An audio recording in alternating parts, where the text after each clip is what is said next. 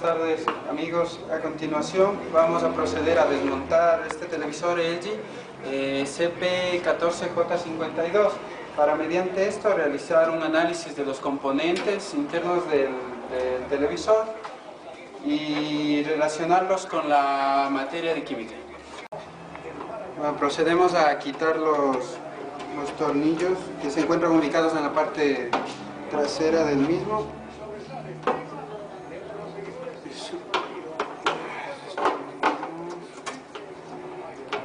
En este caso tenemos 4 tornillos.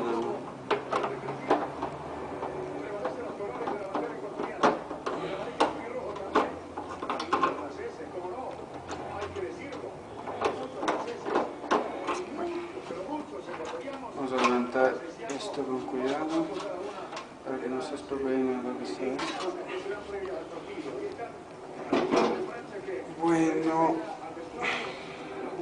Bueno, ha sido desarmado mucho tiempo, podemos ver la presencia de polvo.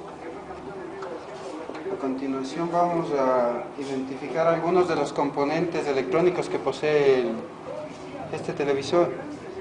Dentro de los principales cuidados que debemos tener en el momento de desarmarlo, debemos tener cuidado con el flyback, ya que este posee unas cargas muy elevadas que nos pueden afectar a nosotros en el momento de manipular este dispositivo.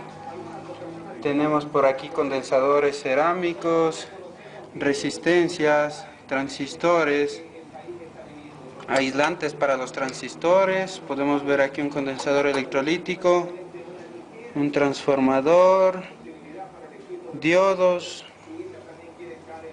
Tenemos por aquí un circuito integrado. Bueno, dentro de las cosas más importantes, la antena, la entrada de audio y video, los speakers, los parlantes, dentro de lo más importante. Pues lo que nosotros queremos hacer es desmantelarlo e intentar separar los elementos por su composición, metal, plástico. Bueno, una vez identificados los componentes más importantes de este televisor, vamos a proceder a quitarle el chupón, para lo cual debemos tener mucho cuidado, ya que aunque el equipo haya estado desconectado por mucho tiempo, puede mantener su carga.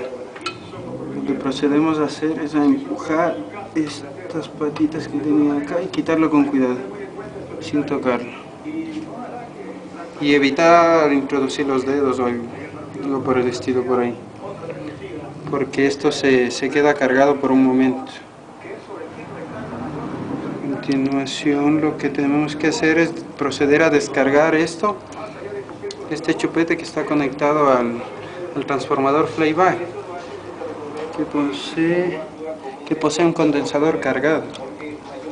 Lo que vamos a hacer es conectar esta parte a tierra para poder descargarla. Bueno, anteriormente les había dicho que debemos proceder a descargar este flyback, para lo cual hemos conectado un cable al destornillador y este cable se encuentra conectado a una fuente externa, tierra, para que la corriente se desvíe hacia tierra. Entonces, la tierra puede ser algo metálico, algún componente metálico grande de preferencia. Procedemos a descargarlo. Sí, no parece que tuviera corriente. Bueno, pues entonces creo que esto está descargado y podemos manipularlo con facilidad. Bueno, a continuación vamos a proceder a quitar estos conectores que unen a la pantalla con la placa, los que se puedan zafar. Por ejemplo, tenemos este de los speakers, lo tenemos acá.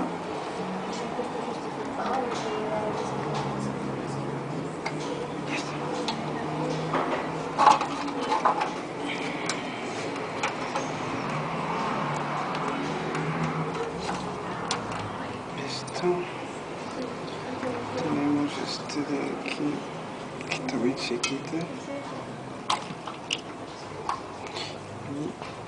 el de acá y de la parte de aquí. Hay que tener un poco de cuidado. Ah, sí, se fue. Bueno, tenemos la placa lista.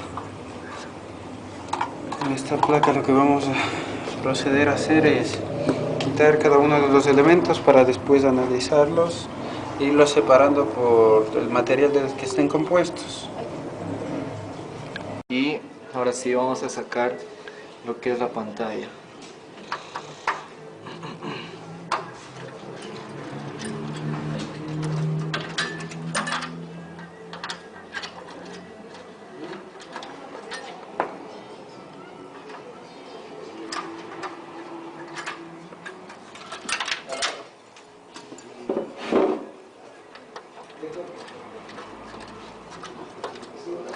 Se han sacado todos los tornillos. Retiramos esto para que no se estorbe. Y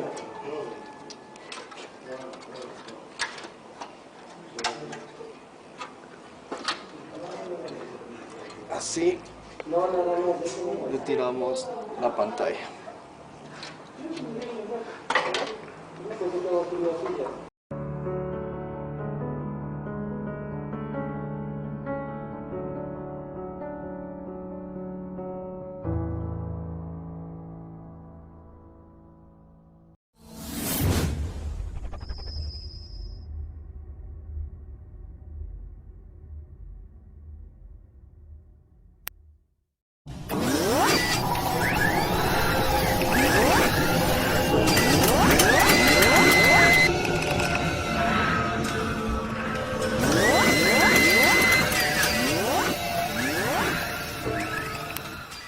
Proceder a desmontar los elementos de la placa de baquelita, para lo cual necesitamos el cautín, la pasta de soldar y la malla chupasueldas.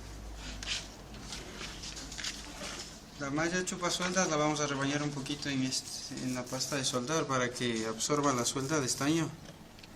Entonces lo tenemos ya. Vamos a ver. Identificamos el elemento que queremos sacar, que en este caso es un condensador electrolítico,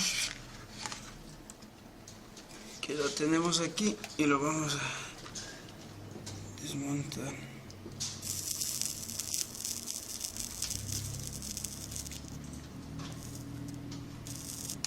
Listo.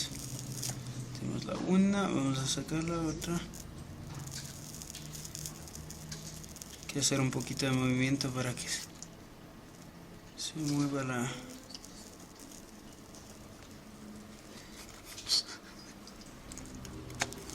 Listo. Entonces ya tenemos todo. Bueno, pues aquí podemos observar ya el condensador. Y vamos a proceder a hacer esto con todos y cada uno de los elementos para identificar, para posteriormente identificar el material del que están compuestos, cuál es su estructura y los elementos que debemos buscar en él. Bueno, ahora vamos a proceder a retirar otro de los condensadores. Este es un poco más grande, es de 130 microfarads. La identificamos, rebañamos un poquito esto de pasta y lo vamos a desmontar.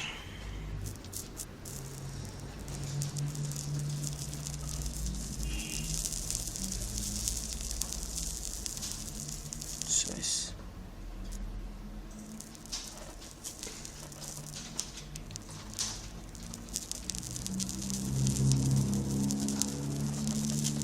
Ya está, lo tenemos.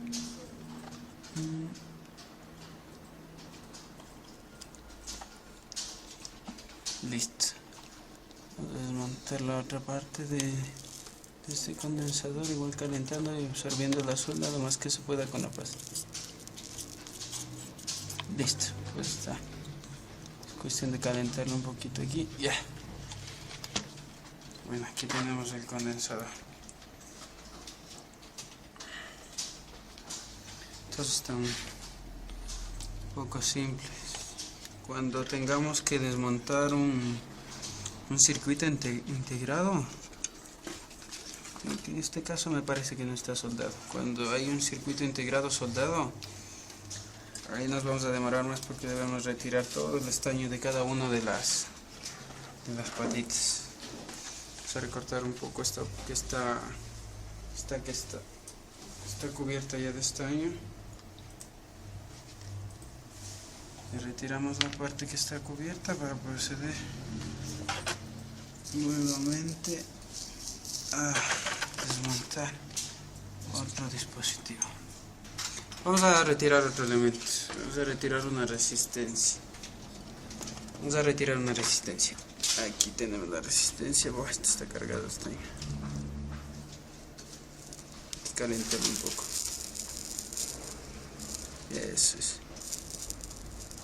Hacemos presión.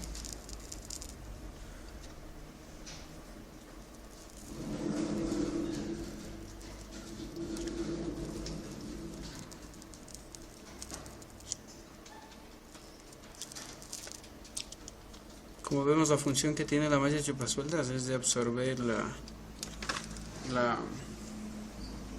el estaño que cubre el elemento, pero en este caso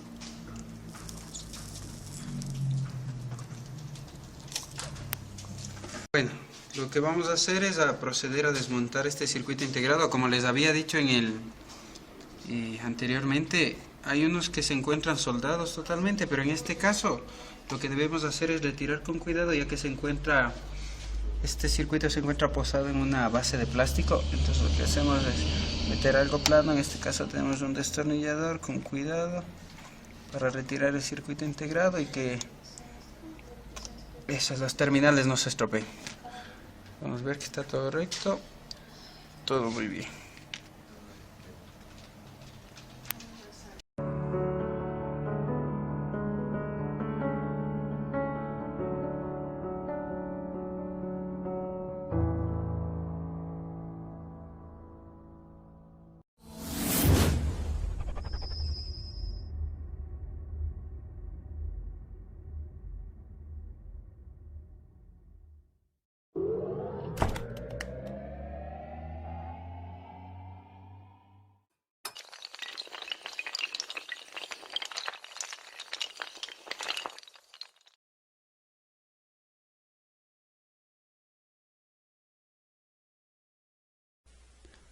Tubo de rayos catódicos. Es una tecnología que permite visualizar imágenes mediante un haz de rayos catódicos constante, dirigido contra una pantalla de vidrio recubierta de fósforo y plomo. El fósforo permite reproducir la imagen proveniente del haz de rayos catódicos, mientras que el plomo bloquea los rayos X para proteger al usuario de sus radiaciones.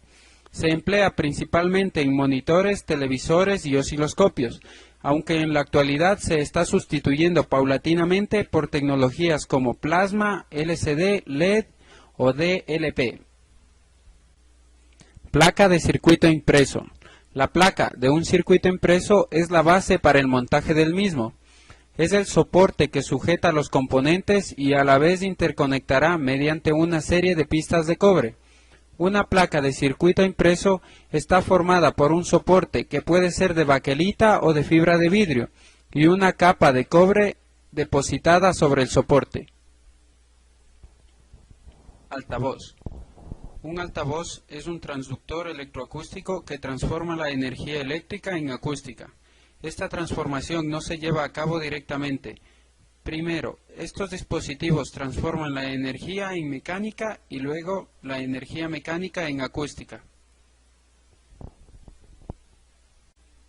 Partes de un altavoz. Según las características anteriores, podemos diferenciar las partes del altavoz en: parte electromagnética, constituida por el imán y la bobina móvil.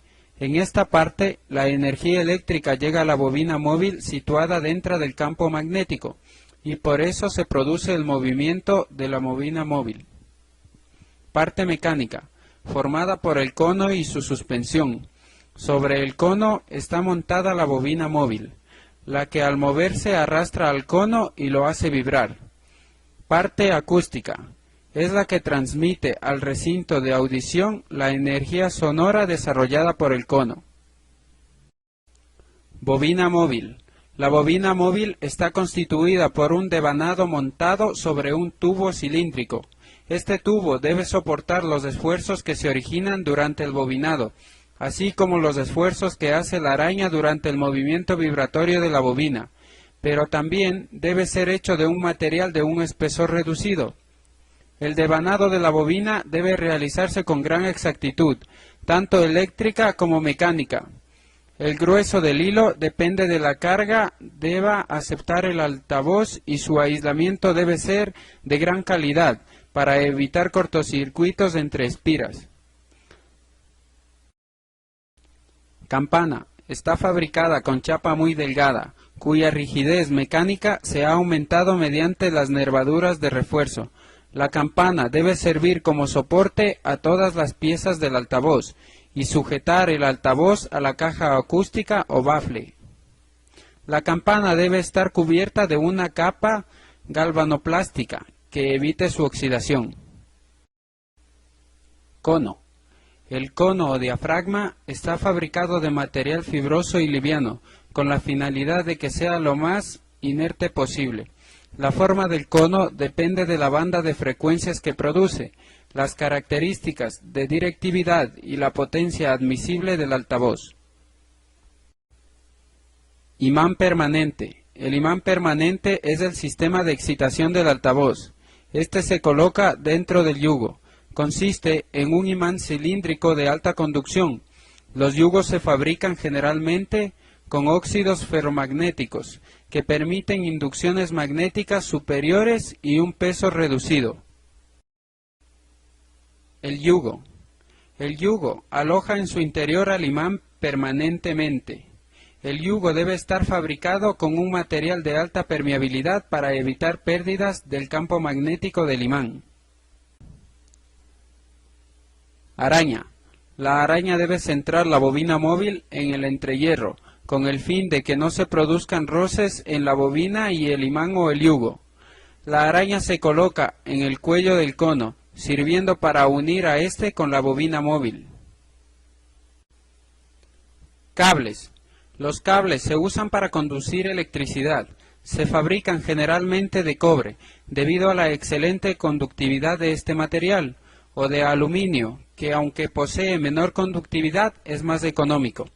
Generalmente cuenta con aislamiento en el orden de 500 micrómetros hasta los 5 centímetros. Dicho aislamiento es plástico. Su tipo y grosor dependerá del nivel de tensión de trabajo, la corriente nominal, de la temperatura ambiente y de la temperatura de servicio del conductor.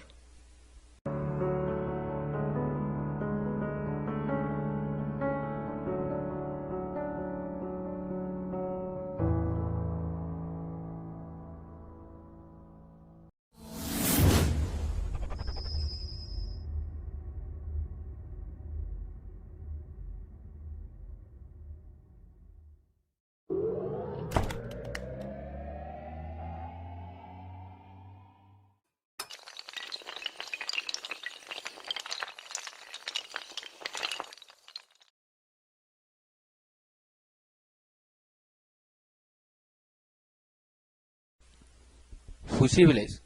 Son pequeños dispositivos que permiten el paso constante de la corriente eléctrica hasta que ésta supere el valor máximo permitido. La parte esencial del fusible es la tira de metal que tiene un bajo punto de fusión. Esto quiere decir que se funde antes de calentarse mucho. Esta tira de metal se llama cinta fusible y generalmente esta está hecha de estaño, plomo o aleación de zinc. Resistencia, también llamado resistor, es un elemento que causa oposición al paso de la corriente, causando que en sus terminales aparezca una diferencia de tensión, un voltaje. Tipos de resistencias. Existen bobinadas, que están formados por una base aislante en forma de cilindro, en el cual se enrolla un hilo de alta resistividad. Están compuestas de wolframio, manganita y constantán. La longitud y sección del hilo, así como el material del que está compuesto, darán una resistencia. Aglomeradas. Están formadas por una pasta hecha con gránulos de grafito. El valor viene expresado por medio de anillos de colores, con un determinado código. Resistencias de película de carbón. Están formadas por un cilindro de cerámica en el cual se deposita una fina película de pasta de grafito. El grosor de esta y su composición determinan el valor de la resistencia. El transformador. Se denomina transformador a un dispositivo electromagnético que permite aumentar o disminuir el voltaje y la intensidad de una corriente alterna, de forma tal que su producto permanezca constante. Su núcleo está realizado con láminas magnéticas de alta permeabilidad y baja tasa de pérdidas, con un ensamblaje de juntas de 45 grados, con canales de refrigeración. Todo el bobinado de conductores está hecho de cobre electrolítico, que posee una conductividad del 99.9%. El transformador flyback o transformador de líneas es un tipo de transformador que genera el alto voltaje necesario para hacer funcionar un tubo de rayos catódicos. Genera un voltaje de unos 18 kilovoltios de corriente continua, 18.000 voltios en el caso de tubos monócromos, o de 20 a 30 kilovoltios para un tubo en color. Este voltaje tan elevado no siempre sale en su totalidad del flyback, sino que en el circuito del mismo aparato que lo use puede incorporar un multiplicador de voltaje, normalmente un triplicador, lo que nos entregaría el voltaje previsto de 18 a 30 kilovoltios para la alimentación del ánodo del tubo de rayos catódicos. El diodo es un componente electrónico que permite el paso de la corriente en un solo sentido. La flecha de la representación simbólica muestra la dirección en la que fluye la corriente. Constan de la unión de dos tipos de material semiconductor, uno tipo N y otro tipo P, separados por una juntura llamada barrera o unión. Los diodos se fabrican en versiones de silicio, que es la más utilizada, y de germanio. Esta barrera o unión es de 0.3 voltios en el germanio y 0.6 voltios aproximadamente en el diodo de silicio.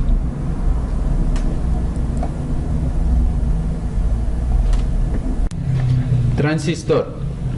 Un transistor es un componente que tiene básicamente dos funciones. 1. Deja pasar o corta señales eléctricas a partir de una pequeña señal de mando. Y 2. Funciona como un elemento amplificador de señales. Tipos de transistores.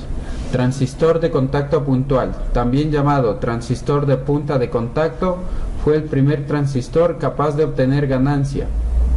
Consta de una base de germanio, semiconductor, para entonces mejor conocido que la combinación cobre-oxígeno de cobre.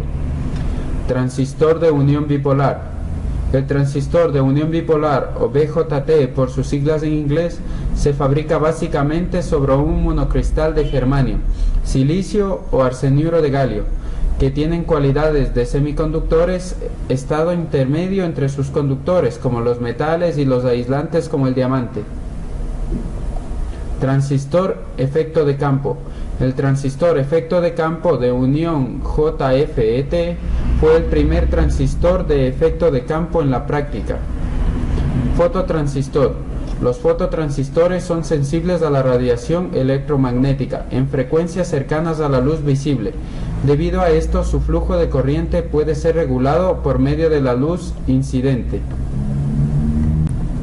El circuito integrado, también conocido como chip o microchip, es una pastilla pequeña de material semiconductor de algunos milímetros cuadrados de área, sobre la que se fabrican circuitos electrónicos generalmente mediante fotolitografía y que está protegida dentro de un encapsulado de plástico o cerámica. El encapsulado posee conductores metálicos apropiados para hacer conexión entre la pastilla y un circuito impreso. Tipos de circuitos integrados. Circuitos monolíticos. Están fabricados en un solo monocristal. habitualmente de silicio, pero también existen en germanio, arseniuro de galio, silicio germanio, entre otros. Circuitos híbridos de capa fina. Son muy similares a los circuitos monolíticos, pero además contienen componentes difíciles de fabricar con tecnología monolítica. Circuitos híbridos de capa gruesa. Se apartan bastante de los circuitos monolíticos. De hecho, suelen contener circuitos monolíticos sin cápsula, transistores, diodos, entre otros.